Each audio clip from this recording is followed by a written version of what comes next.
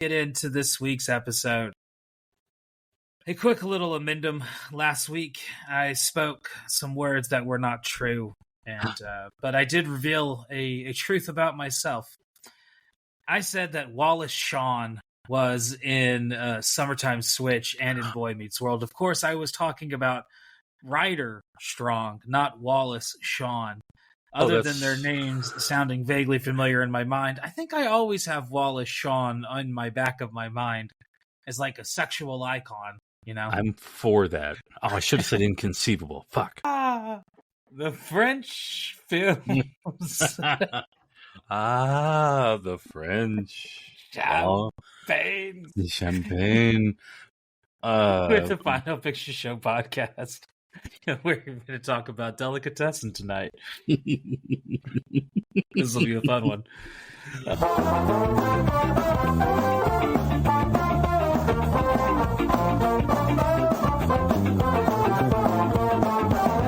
I gave you everything I've got.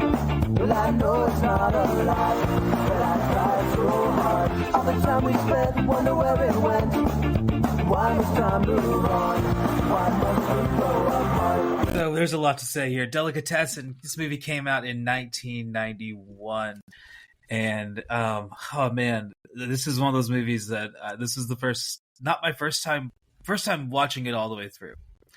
Yeah. I had caught this part of this movie as a kid at one time, like just a section of it on HBO or Cinemax or something like that. But the entire thing's in French. And so I was like, 15, 14, 16, 17, something like that. Immediately was like, subtitles, skip. So I didn't appreciate it, but now got to really enjoy it. I think you said this was your first time watching it as well? So this is my first time watching it because I don't like horror movies. I don't know why they get me, and I react very badly to them. So then, I don't know, maybe that'll be funny to somebody. But I always thought, just based on the poster of it and everything, it was just some horror movie. I didn't know that it was the exact kind of movie I would like. And so it was the perfect movie for me. So nice. Yeah, because I loved it. And I'm mad at myself for never giving it a shot. And learning what it actually was. Yeah, so similarly, I also thought it was a horror movie based on, I don't even know why. I think just like the poster on the DVD, the way it's shot and filmed, and we'll get into that because the two directors here, they kind of did a little horror movie shortly after this in a way. So it kind of some of there's a crossover there. Yeah. But yeah, same thing. Like this was my first time really like watching it all the way through, and I really love this movie. Yes, I thought it was fantastic. These are the kind of these French, first of all, I love French culture, French movies. Yeah. I really love them, and a lot of it is because of things like this, where they have such a dark humor to them that their humor is just a little bit ooh. You all right, people? You all right, French people? Is everything going all right? But it's that very, it's part of their culture. It's very nihilistic. It's beautiful. I love it. Yeah. And you definitely see that in this movie as we get into it here in a minute. Yeah. So let's talk about the writer and the director.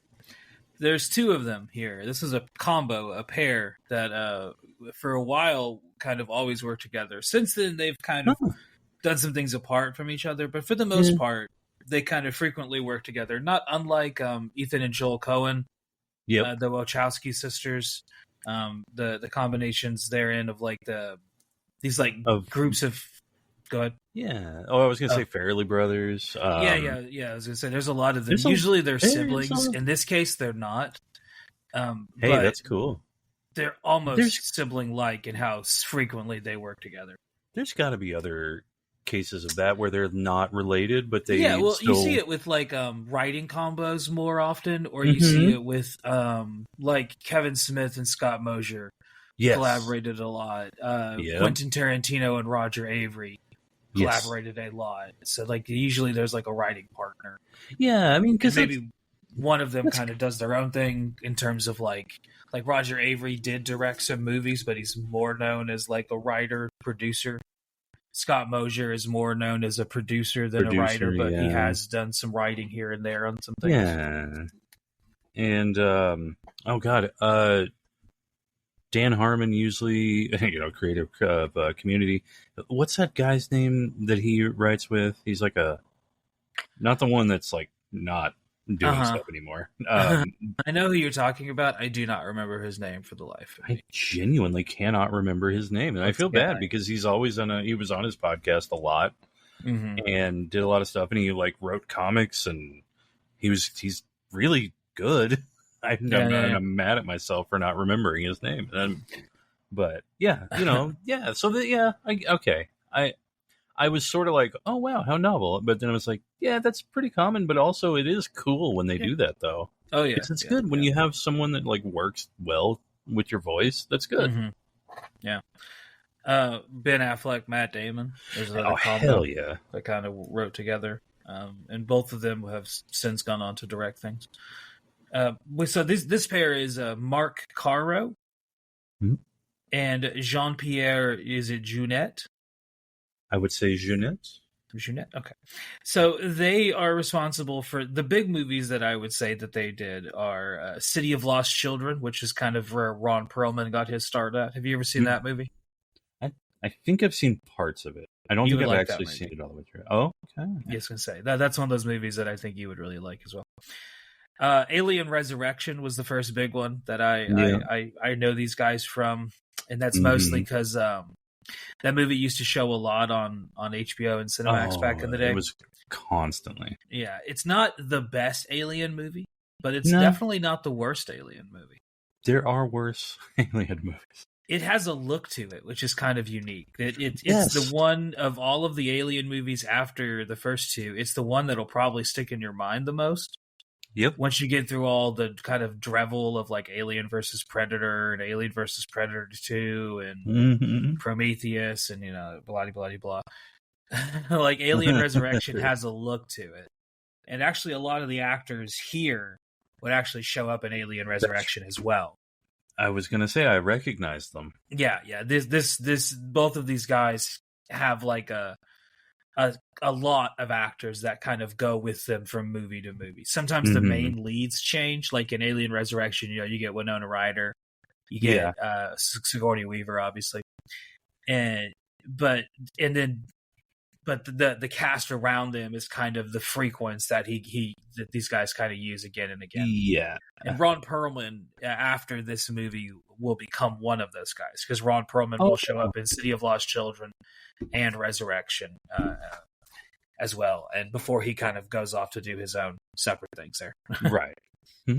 Another movie that they would do that was like a big 90s indie movie was it Amelie? Or I think I forget Amelie. Yeah. I own that movie, and it's one of those movies that is very visually memorable as well. Just like this one, it has a lot of like visuals to it that you're like, okay, whoever is behind the scenes here has a very visual style that is very memorable. Yeah. Oh yeah, no, yeah. See, and that's once the movie started, I was like, oh, I know exactly where this comes from. Yeah, I always associate these guys with like 90s Miramax indie films. Because of Alien Resurrection, because of City of Lost Children, and because of the one we just mentioned, being like very, even though they're not independent movies, most of those. Delicatessen was, City of Lost Children was a little bit more independent, but the other ones were like full big budget, millions of dollars movies. Oh yeah. But just, I think that how different they are than everything else around them at the time. Kind of made them seem a little bit more independently spirited. And more recently, they did that one, or at least the Jean-Pierre Jeunet? He did that one movie, Big Bug. I don't know if you watched it on Netflix. I liked it, but again, it's that same style as this, and it's French, and I like French. I'm a sucker for French. There you go. Well, yeah, those are the two big guys here that are kind of behind this movie. And like I said, if you liked Alien Resurrection, I feel like you will like this. And if you've never seen City of Lost Children, you would probably like that if you like this as well, because there's a lot of similarity visually. Yeah, and see, a I'm lot gonna of have the to go same watch it. actors. Yeah. Speaking of actors, let's get into the cast here. Dominique Pignon, who has been in all of these guys' films, as well as a bunch of other French films. He's very, very popular there. I like it. Next up is Marie-Laurie Dognac. Yeah, not familiar with this one. Yeah, she mostly does a lot of dubbing, so she does a lot of like behind the camera work. Oh, okay. Yeah, a lot of the actors here that are not that. So some of the people in this cast have been in a lot of people's movies, and some of the cast have been in only these guys' movies because this was their first movie. They relied heavily on like friends, family members, things like that. They actually wanted to do City of Lost Children first, but they couldn't get funding for it. Because whoever the financiers were like, there's no way y'all could do this movie. So they kind of did this movie as proof of concept. So City of Lost Children has a lot of similarities to this one. And God, you're selling this movie to me like crazy, man. It's a good one, yeah. I think it's streaming. It's we got Ron Perlman, like one of Ron Perlman's early roles. Yeah. Next up is the main chef. Is Jean-Claude Dreyfus, who has been in all of these guys' movies, as well as a bunch of other stuff from France. Also, he's been in a movie that maybe one day we'll talk about. It's not a post-apocalyptic movie at all. Maybe apocalyptic for the personalities involved, but it's Werner Herzog's Fitzcarraldo. Oh. Yeah, trying to move a ship up a mountain. Yeah, he is Jean-Claude Dreyfus is in one of the actors in that movie. So I got to work with Claude Klinsky.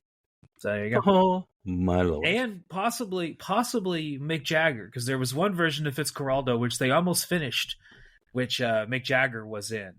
Oh. And then the actor who was playing the lead role that Claude Klinsky would end up taking on had some health problems, as well as some problems with like filming in the Amazonian rainforest without luxuries. So they basically had to like scrap the movie and redo it all with Klaus Klinsky. And rather than recasting Mick Jagger, who now couldn't be in it because he had to go on tour, they just decided to not have that character in the final version. But you can see like footage of Werner Herzog's. There's a lot of documentaries about the making of Fitzcarraldo because it was an insane movie. It was absolutely insane movie.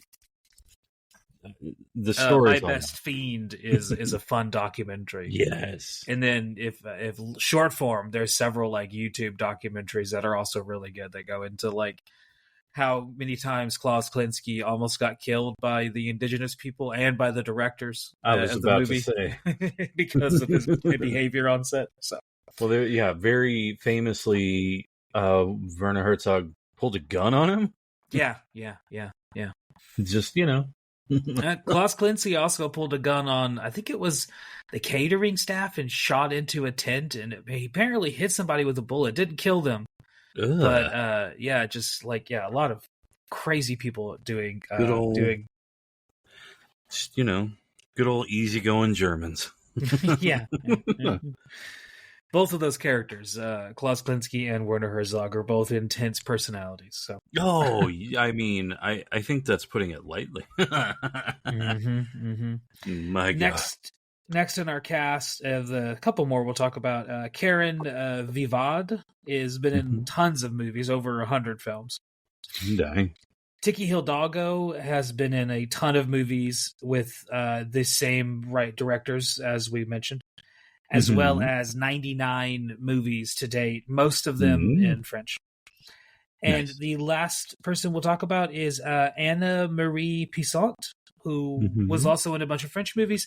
She did have one crossover to a big American movie, which was she was in that Tim Roth movie, The Musketeer. Remember that one? I think I know which one you're talking about. I don't think I ever actually saw it. So imagine the Three Musketeers if you kind of mess the story a little bit and you added Crouching Tiger, Hidden Dragon wire effects. Ooh, okay. And Tim Roth. Yeah, all right. I'm back in. That's the movie. If that doesn't sell you, then I don't know what will. That It's was very all I much needed. one of. If I could make a new genre of movie, it would be the movies that came after Crouching Tiger, Hidden Dragon that just ripped off the Wire effects, and I would Yes. just call it shit. We got Wire. Because you'll just add wire effects to every movie possible. Just whatever you got, just add wire effects. The Musketeer is, I think, a shit we got wire movie because it's just for some reason it's like, hell yeah! what if the Musketeers could do wire for combat? Oh, that's awesome! There you go. Yeah, that's we need to put that list together. A podcast for another day, right? Let's get into the background here. This movie came out in 1991, but also it came out in 1992 to various places. So in 1991, it would come out to the New York Film Festival. In 1992, it would come out to Sundance. And then also in 1992, it would get its worldwide release, which would lead to a BAFTA nomination in 1993. Awesome. Pretty, not too bad. They're not too bad. Yeah. The budget was very tight, and like I said, they used a lot of family, friends, and props from those family and friends for the set design and everything of the sort. Online, it says it cost about 24 million French francs, and it made about 1 million French francs worldwide. What that translates to in American, someone already did the math for me. Oh, thank goodness. Is the movie cost about $3.8 million, and it made $12 million. Oh. Well, there you go. So that's not bad. Not bad at all. The concept for the movie came about in an interesting way. So one of the writers got the idea, and the writers are the directors as well. Yeah. They got the idea because they were living above a butcher. And so they would listen to the butcher shop all day long. And they heard people coming in. They heard the chopping of the meat, the grinding, and so they had this concept, and they kind of began to play around with this idea of a post-apocalyptic butcher, and then that kind of spiraled into the movie we see, which is a very fun, maybe the funniest movie we've watched. So I was far. about to say this. Our whole description or tagline is that we take a lighthearted look at the apocalypse. Mm-hmm. This is it. Yes, it is indeed. Yes, exactly that. Yes, this is perfect encapsulation of that. Yes. Absolutely. Like when I think of us taking a lighthearted look, this is kind of what I think of. Yeah. And we'll get into the plot of the movie here in a minute. You'll see that it is quite a humorous little tale. I really liked it. Yes. This movie came out in America, worldwide, on April 3rd, 1992, which is a week that we have actually been to before. Ooh. Yeah, there you go. Not too long ago, a couple weeks back, we were in 1992, and we were in the beginning of April, and here we are once again. So the songs that we didn't already talk about amongst the list, here are them.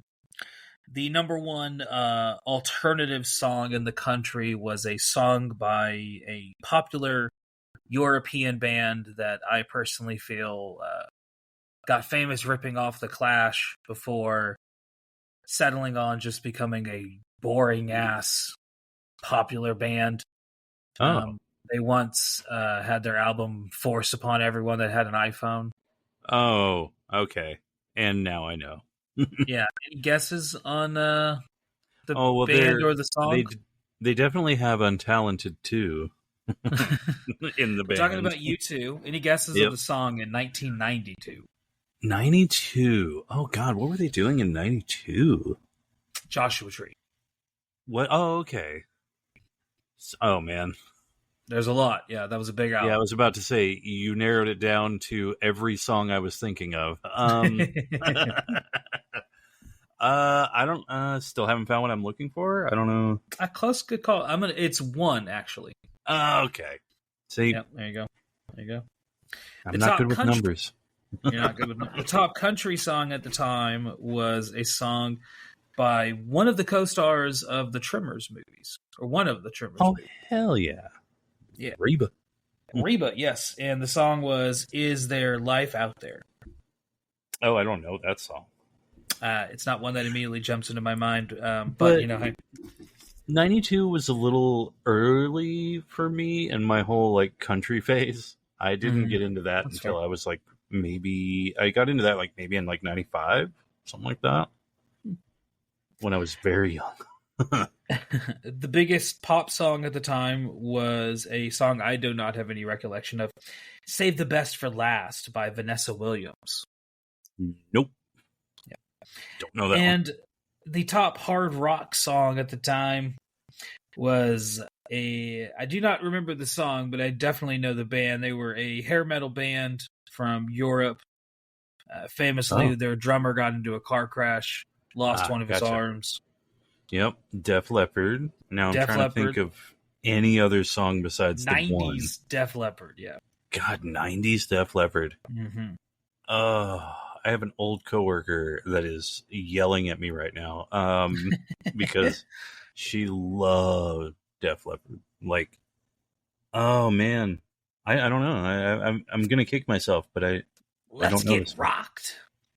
Okay, never mind. I'm not kicking myself at all. I don't know what the hell that is. I don't know what Let's Get Rocked, but I can imagine like at any point in time from like 1992 to probably 1996, there was some hard rock heavy metal station called like W2 6.3, the K-Bat, that would at some point say something along the lines of, we're coming back to Let's Get Rocked by Def Let's Leppard. Get Rocked.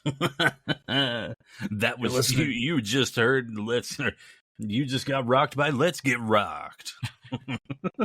Listening to Smithy and the Bear.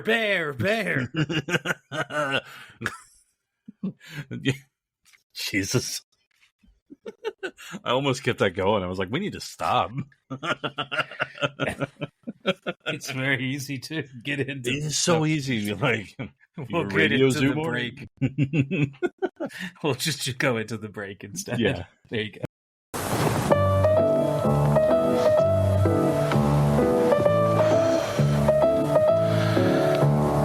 Hello. I'm Orson Welles. I direct films and act in them. What we're always trying for, of course, is perfection.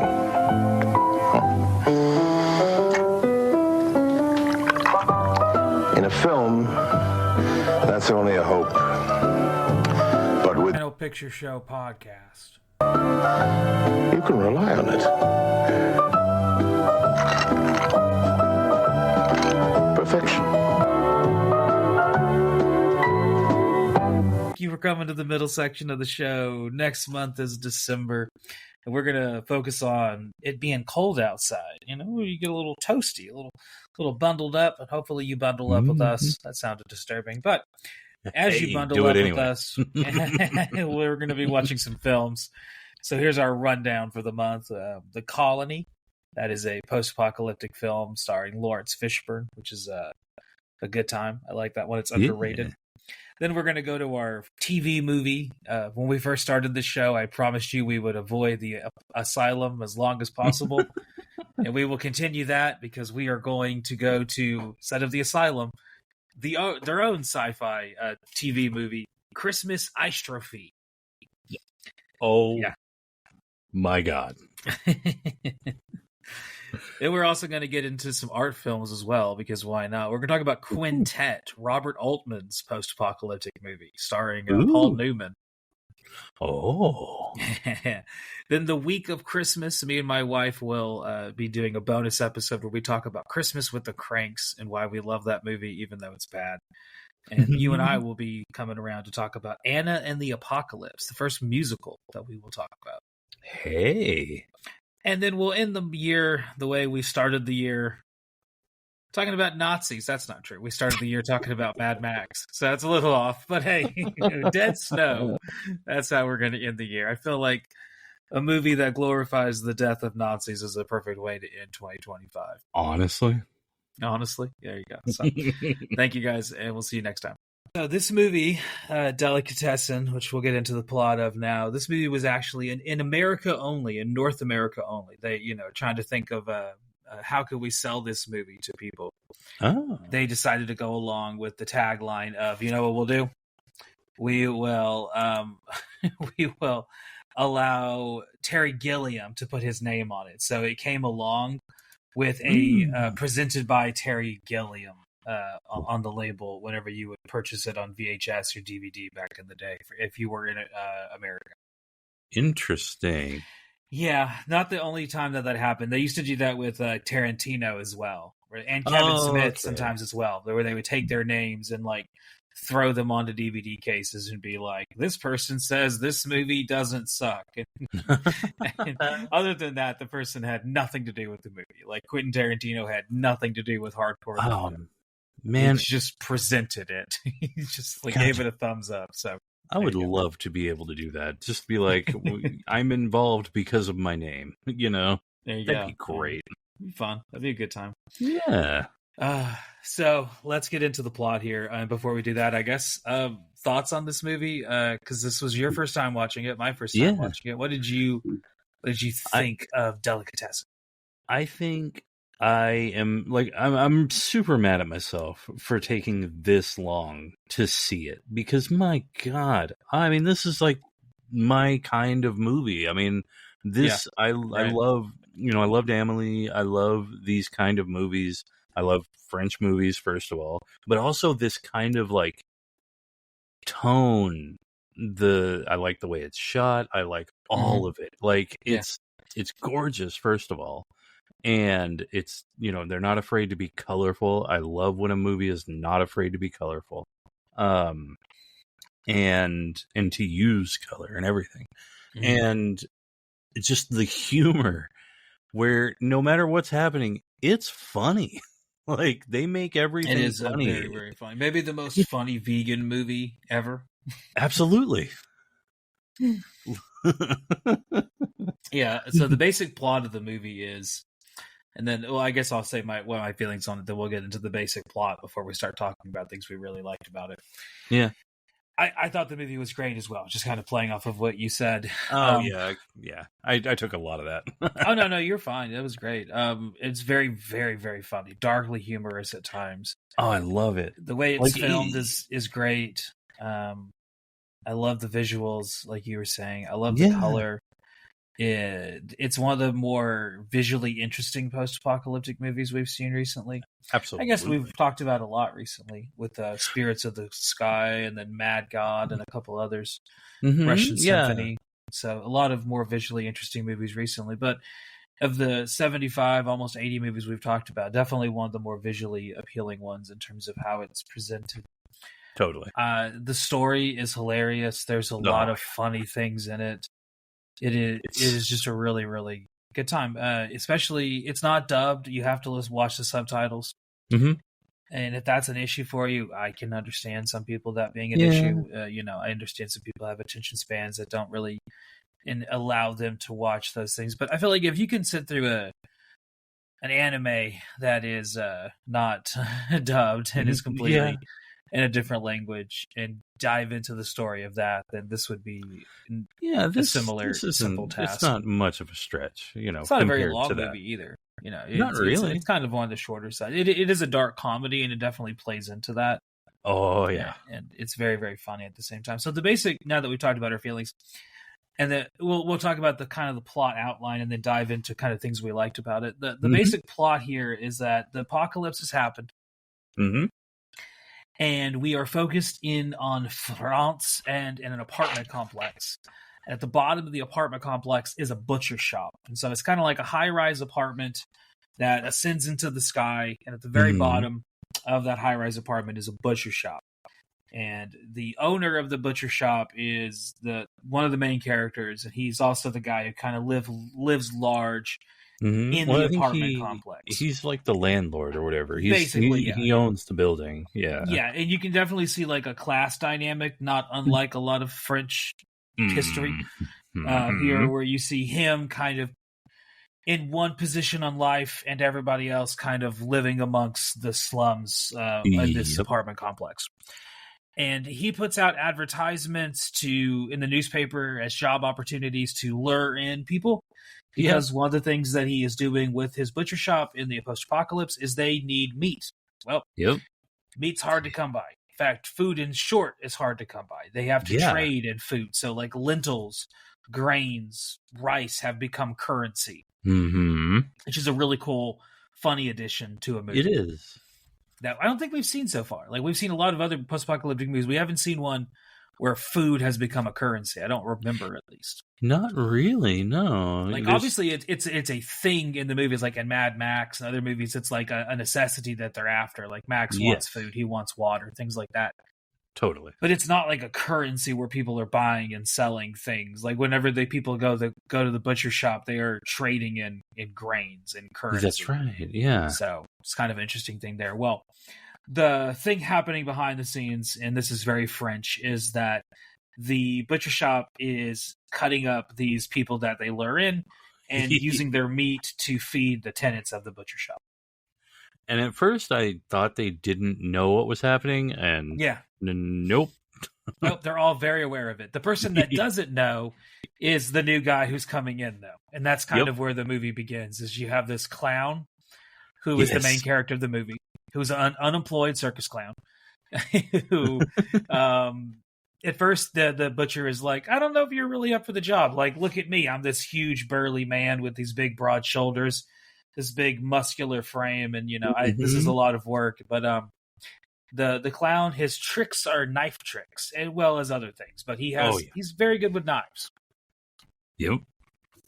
And this is where you kind of get him as an allegory or as a metaphor, because he is obviously supposed to symbolize like a helpless animal, because he is being led to the slaughter, and everyone in the complex knows that he is the next victim or one of the next victims. Right. And in spite of that, several of the people that live in the apartment kind of begin to like fall for him a little bit, like fall for his boyish charms. He's kind of cute in his ways that he does things, and he's charming with his personality. Well, and the person that he charms the most is the butcher's daughter. The butcher's daughter, which how dare he? How dare he? Which the funny thing that we see here is that like a lot of the people, because of their relationship with him, they're trying their best to not eat meat because they don't want to like entice the butcher to kill him. Right. So it's like I said, it's the most funny vegan movie you'll ever see, because like everyone in this apartment complex knows that like if they give in to the temptation to eat meat, then that means they have to kill this little boy, not a little boy, but this grown man that they have found very charming and helpful around their around their lives. And he's been very helpful, actually. Like he ends up being really good at it. Like. Yeah, his knife tricks solve some problems for some people, and he helps out with mail that gets dropped to the wrong place, which is how he runs into the daughter. Mm-hmm. And then there's other people, and then there's a lot of like hilarious things that happen just in the apartment complex. Like whenever the sex scene is hilarious. That's when I was like, okay, I know what I'm in for, and I love it.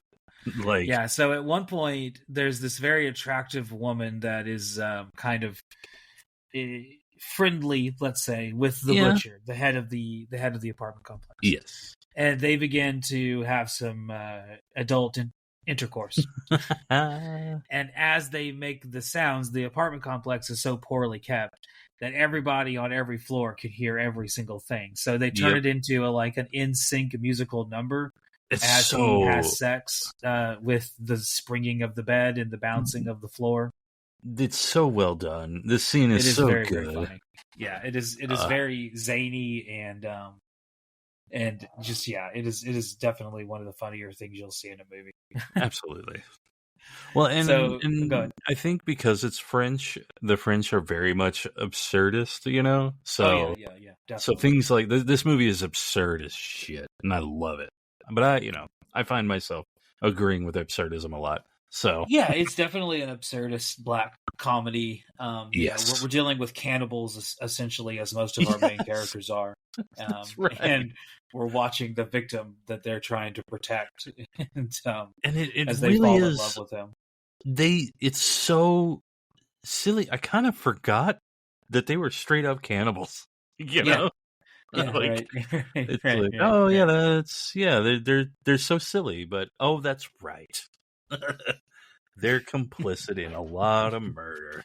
A lot of murders, because basically, like, if anyone doesn't pay up their rent, then he will kill them. and Yeah. serve them up as meat as well. So it's not just the guy that is new in town. It's just he so happens to be joining the festivities. So him and the butcher's daughter, they begin to really hit it off and kind of develop their own little kind of love affair. That scene where he goes up to her room and she's like preparing, and oh my god, the way that this movie handles awkwardness is so good and so funny. And like, in some things, whenever it's awkward, you're just kind of like, okay, I really need this to move along. But they do it so well and so funny. Or I was like, I need to see this go. Like, I need more of that. Like, I need to see what this does. This is so funny. The movie has a wonderful comedic timing to it, where it doesn't. Totally. Had it let things stay a little bit too long, it would have gone from being funny to just being like awkward or cringy. Yeah, it definitely would have gotten irritating. Yeah, it cuts it off just at the perfect time, where it's like, okay, it's still pleasantly funny here. And so her preparing for that and like, memorizing how many steps and then figuring out where everything, like how she's going to grab stuff. And then all for him to come in and take the other chair.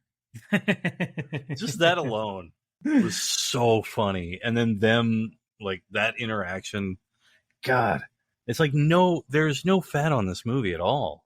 Like, no. Yeah, it's pretty. Yeah, I was gonna say, I think there's pretty much every single part of this movie is pretty much perfect. I can't think of anything that I would really change. What did you think of the troglodytes when we get to the underground? Oh my god, I love them. The troglodytes are great. They are so, like, I don't know, the way that they're just like so organized and inept at the same time. I was going to say, like, the organized stupidity is amazing. It's so good. It's like, how have y'all functioned? This is great. So basically what happens is there's these underground troglodytes, as they're called. And I think, does he shorten it to like trogos or troglos or something like that? Something like that. Yeah, it was something. Yeah. And the daughter, she goes to visit them because she's trying to basically get their assistance. Yes. Which, is, the movie has to kind of progress, and this is where it's progressing to. She Absolutely, doesn't want this man that she's falling in love with to be killed by her father and then fed to her neighbors. Yeah. So she's gone to them to try to help rescue him. Well, yes. The troglodytes show up, and they, like you said, are the most inept. They kidnap the wrong person. They don't bother checking to see if it's a male or a female. Just kidnap whoever. And the way they move through the apartment is just so dumb and awesome and hilarious. Yeah. And it's just like, y'all are supposed to be a crack team. What is happening? A future cosplay, if anyone's interested, just how they dress, because it's very silly. Yes. I love let me tell you, their getup, their frogman getup.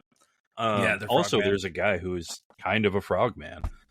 He is, yes. He just lives in this, like, I don't know, what is it, like a basement or something? Basically. I think his credit is just Frogman in the credits, too. Oh, that's awesome. Because he's just surrounded by frogs and, like, in this, like, standing water in this apartment room or whatever, and there's just snails everywhere. Yeah. And I was like, that's... And then at one point he like puts those glasses on with like the bulging eyes and then grabs like one of those party favors and catches a fly with it. It's so amazing. There's a lot of funny parts. There's just so many little things, like these little characters, like they all have like personalities and they're all doing something. Like the two guys that are working on those little cow noisemakers. Turn over. That's what the hell? Why in the post-apocalypse would you be working on this? It's so fantastic, and there's it's so full of personality. I love this. Oh, it's dripping with personality. Yeah, it's dripping with personality. So the troglodytes, this movie basically comes to a head basically with her and him falling in love. The clown, because he's got a performance coming up on TV. That's right. And they're all going to watch it together. I also like that TV is still going on. Like they're like throughout the movie, they're watching TV, or certain rooms are watching TV, and it's just different old programming. Like it's American definitely stuff. Like old stuff from like the 50s and 40s, and some old show tunes and stuff. Yeah, it's very great music. And it's just a range of like there's French television, there's English, American, like. It's awesome. Yeah, there's a bunch of amazing stuff on there. I was going to say, the one thing we didn't mention is the soundtrack, and the music here is also very good. That's right. Yeah, it's got some great music to it as well. It really does. But I mean, it's it's like very rhythmic, this movie. So Oh yeah.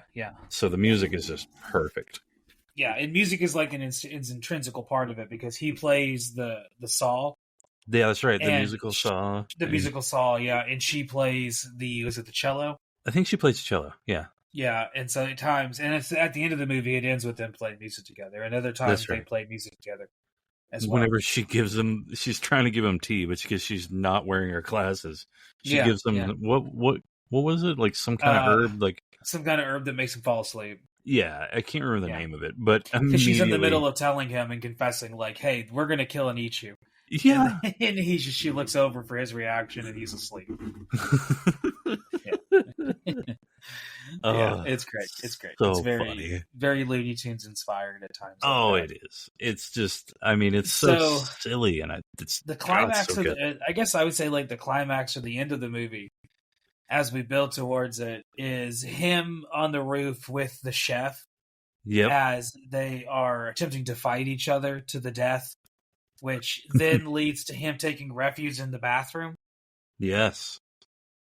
And they get in the bathroom with Julie, and he decides to take all their clothes off and flood the bathroom because they can't leave because all the people now decided they want to just kill and eat him. Yeah. And so they're trying to knock the door down, but he's flooding the bathroom, and as he does so, we have the troglodytes are kind of up to their hijinks as well. Yeah, because it kind of builds to like a hilarious conclusion.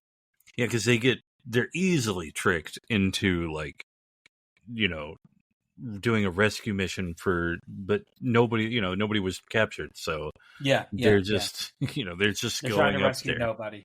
Yeah, they got a false report of one of them needing rescue, and so they're like, "Oh, we have to go." and it's just like this whole fight with the tenants, and oh god, and they're just doing it for like a shitload of corn is their main motivation, right? Yeah, like a lot of corn. It's, but I mean, food is currency, so it is indeed. So it's appropriate that it was gold colored. I don't know if that was symbolic. I don't know if that was. I don't know if that was on purpose. I don't know. I like that reading though. That's cool. Yeah, I didn't put that together until just now. That's same. That just hit me. Yeah, and so the end of the movie ends with the bathroom. They release the doors and the floodwaters come out, and it just goes flooding out. Yeah, it floods out everybody out of the door, so they're able to get out, which then results in the knife trick that we established earlier in the movie coming back into play. Because he attempts to throw the knife towards him, but the butcher doesn't, because he throws the knife thinking it's going to be fine, but we already established it's like a boomerang. Yeah, it's an Australian knife is what they called it. Yeah, so he throws it at him, and it doesn't even reach him. It just comes right back at him and takes himself out. Yeah. So the butcher's dead. And now the butcher shop, the eating of humans is now also ended. The apartment complex is in a better state as we end with there's a lot more peace and music being played on the roof. Yeah.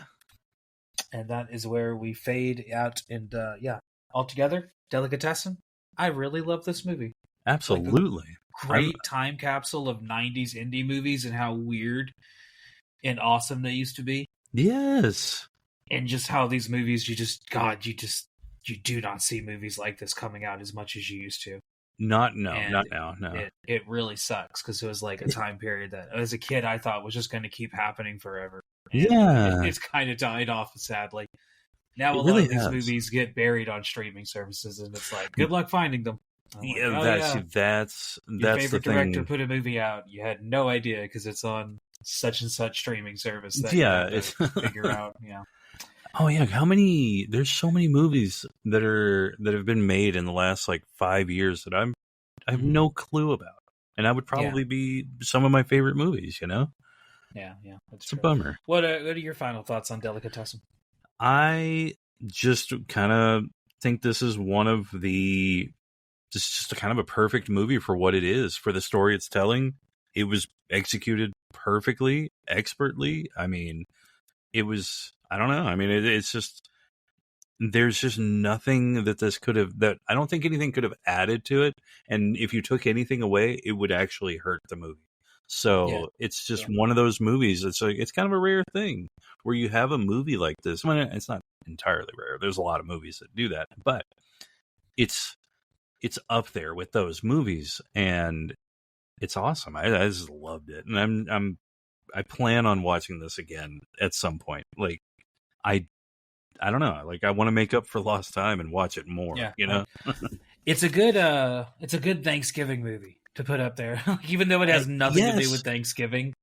It is like a movie that's like, yeah, here's some movie that makes you think about eating meat for a second, and in a very interesting and funny way. And it's not as violent as you might think it is, and it's also a lot funnier than you might think it is, especially if you don't mind some French subtitles because Mhm. it's very very funny.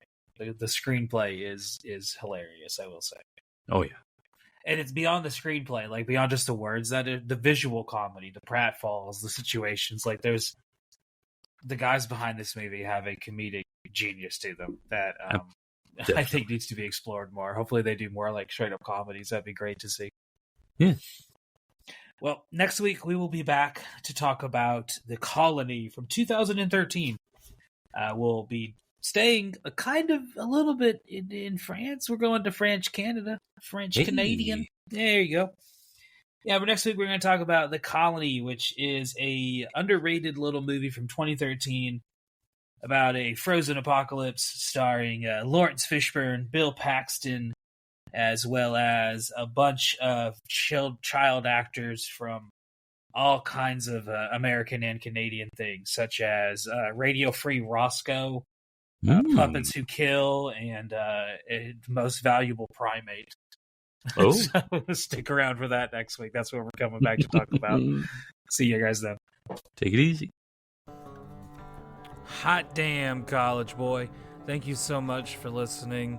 Every single week we come back with a new movie about the end of the world, or a movie about the beginning of the end of the world, or what happens after the end of the world, or maybe one day we just decide to watch Showgirls. Who knows? Right? But every week we are coming back, and thank you so much for stopping in this week and listening to the whole episode and hearing our thoughts on whatever train wreck of a movie I chose to force my friend to watch this week. I'm a good person like that. And thank you for also being a good person. There you go.